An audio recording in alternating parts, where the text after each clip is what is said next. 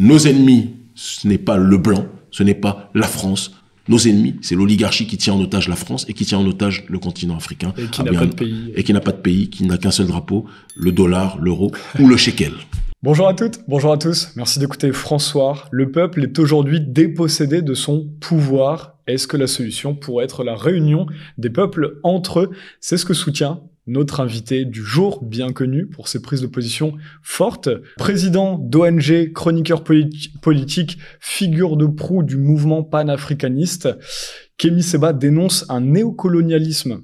Il a été étiqueté de préférer parfois, juste en parlant de la couleur de peau, les personnes de couleur de peau noire au blanc. Mais en fait, quand on écoute ses discours, on comprend qu'il critique d'abord le gouvernement français.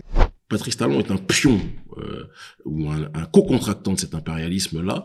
C'est quelqu'un qui, pour moi, Thomas Sankara disait que l'ennemi des Africains, c'est pas la population occidentale, c'est l'oligarchie occidentale qui travaille avec l'oligarchie corrompue africaine. C'est ce que je dis, il y a un concubinage incestueux entre des gens comme Talon et le haut patronat français, l'oligarchie française. Mais alors, est-ce que c'est sa politique? Est-ce qu'il le fait de manière presque naturelle, ou est-ce que derrière il y a des conflits d'intérêts financiers criants que vous avez trouvés? Non, mais il y a qu'on soit très clair. Déjà, avant d'arriver à la tête du pays, il faut savoir que Talon est en réalité officieusement à la tête du pays depuis très longtemps, parce que c'est la première fortune du pays. On parle de quelqu'un qui est millionnaire en centaines de millions d'euros, plusieurs centaines de millions d'euros. Je crois qu'il a 400 millions avant la présidence de fortune, dans un pays qui est classifié comme un des pays les plus pauvres au monde. Ça me fait penser un petit peu à l'image que je sors souvent, où il y a 10 personnes, il y a 10 fruits, on va dire 10 ananas. Il y a une personne qui vole, parce qu'il a les moyens coercitifs pour cela, qui vole 9 ananas, et qui laisse un 10e ananas pour les 9 autres personnes. Et il dit, moi, je suis riche, j'ai les 9 ananas. Non, t'es pas riche. Tu as volé 9 ananas et tu as poussé les autres, dans un cadre de paupérisation, à se partager le seul ananas. Et tu dis que les autres sont pauvres et que toi, tu es riche. Non. Il y a un pillage qui est effectué. Et donc, il est arrivé avec cette mentalité de pilleur, en voyant le Bénin comme son entreprise, sa start-up, et on est rentré dans un conflit d'intérêts profond. Il y a, par exemple, quelque chose qu'on appelle Bénin Control, qui est aujourd'hui au port de Cotonou. Tout ce qui arrive au port de Cotonou, il y a la taxe. Certains parlent de la taxe Talon. C'est-à-dire que il touche de l'argent sur tout ce qui arrive au pays.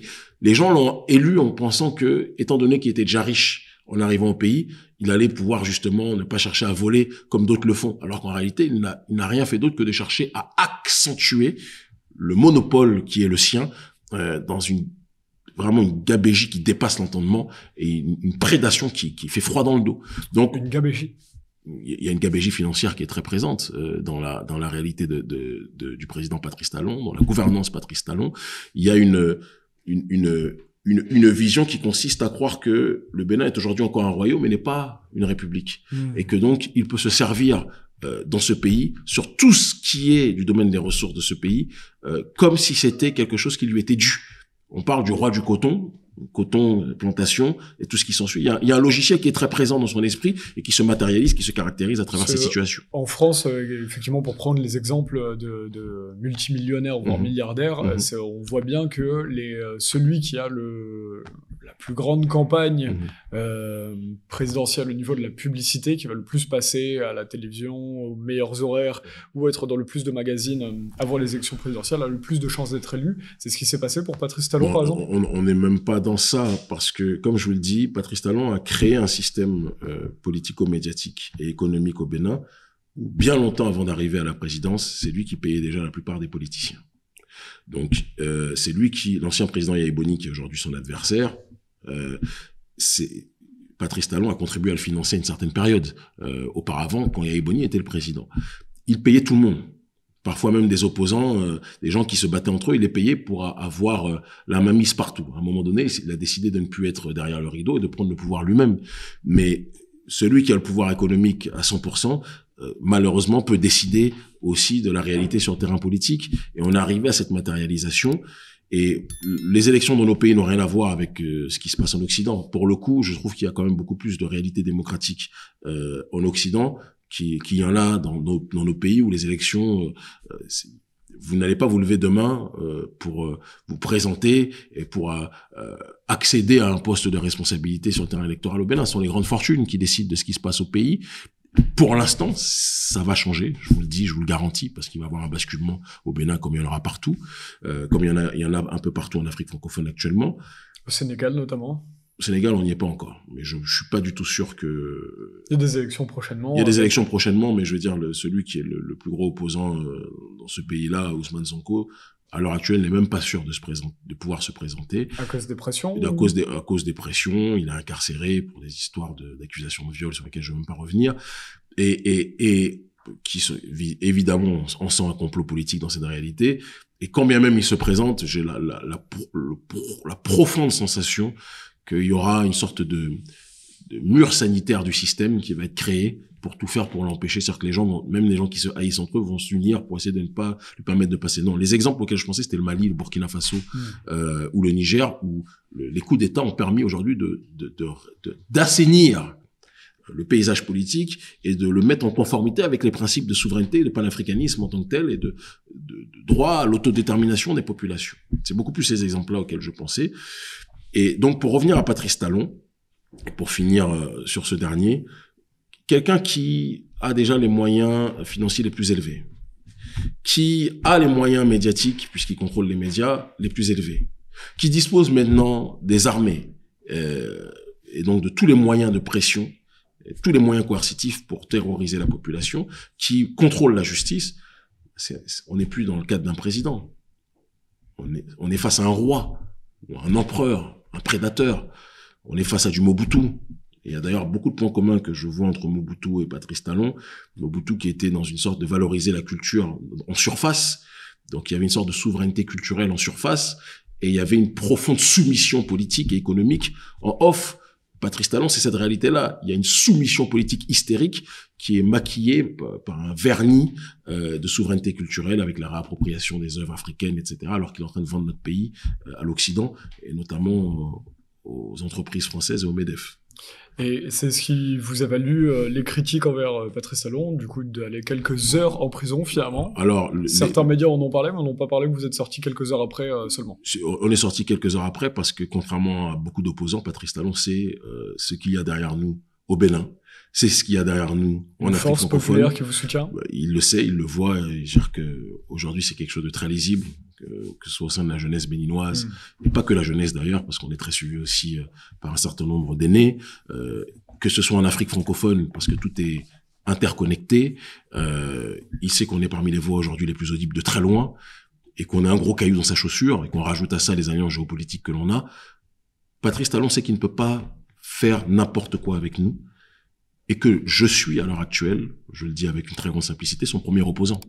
Il en est très conscient, j'en suis conscient, le peuple en est conscient, avançons. La guerre froide, certains parlent de guerre chaude aujourd'hui parce que le contexte a un peu changé. On n'est plus dans une bipolarisation entre l'Est et l'Ouest, on est dans une bipolarisation entre le bloc de l'OTAN et ceux qui lui résistent. On est dans une bipolarisation entre l'oligarchie néolibérale apatride qui a pris en otage l'Occident et ceux qui refusent cette globalisation que l'élite en Occident veut imposer. Donc on est contre, en réalité, l'Ouest contre le reste.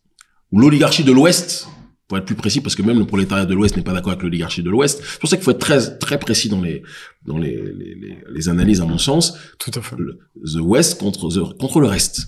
On est dans cette réalité-là. Et c'est pour ça que vous allez aller au Venezuela, vous allez aller à Cuba, vous allez aller en Iran, vous allez aller en Chine, vous allez aller en Corée du Nord, vous allez aller en Afrique. Aujourd'hui, il y a des voix dissonantes et les BRICS, on a fait partie des invités d'honneur au sein de la société civile et des organismes représentant quelque part la multipolarité. On a pu voir qu'on était aujourd'hui dans un monde qui ne se limite plus à une question de l'Ouest contre l'Est. C'est pas vrai.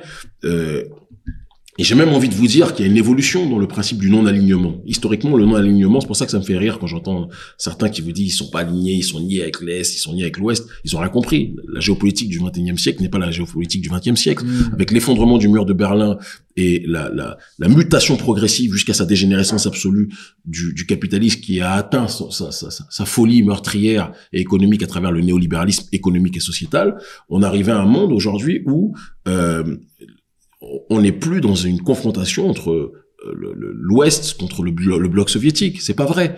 Il y a la Chine, il y a la Russie, il y a l'Iran, il y a les pays arabes sur lesquels il faut qu'on porte une attention précise aussi, même si c'est très complexe. Il y a certains pays africains, l'Afrique du Sud, pays où je suis très souvent aussi présent, et on a un certain nombre de liens avec les autorités aussi, où il y a une ligne aussi qui est différente. Et donc, il y a quelque chose qui, à mon sens, doit être pris en considération quand on analyse les mutations en présence. Ça, c'est le premier point. Le deuxième point, certains nous disent, Kémy, t'as pas peur que un jour la Russie ou la Chine ou la Turquie, dont on parle pas assez mais qui est aussi présente sur le continent africain, finissent par remplacer les nations occidentales et notamment la France sur le continent. On va être très clair. Il y a un discours qu'on a tenu qui est visible sur nos réseaux sociaux, sur Facebook ou sur Twitter aussi, je crois, où j'ai fait partie avec ma sœur et proche amie, la grande sœur Nathalie Yombe. On a été les deux invités d'honneur d'une session interparlementaire entre parlementaires russes et parlementaires africains à la Douma, d'accord, donc le Parlement russe, cette année. Et j'ai tenu un discours qui, je pense, que très peu de dirigeants sont capables de tenir, institutionnels en tant que tels, que le jour, qu'aujourd'hui la Russie, aujourd'hui les Chinois et d'autres sont nos partenaires, mais le jour où la Russie et la Chine feront l'erreur de vouloir imiter dans la démarche de prédation ce que l'Occident a fait, il faut qu'ils sachent qu'ils trouveront sur notre chemin, sur leur chemin, notre génération, parce que nous ne quittons pas un colon pour en trouver un autre.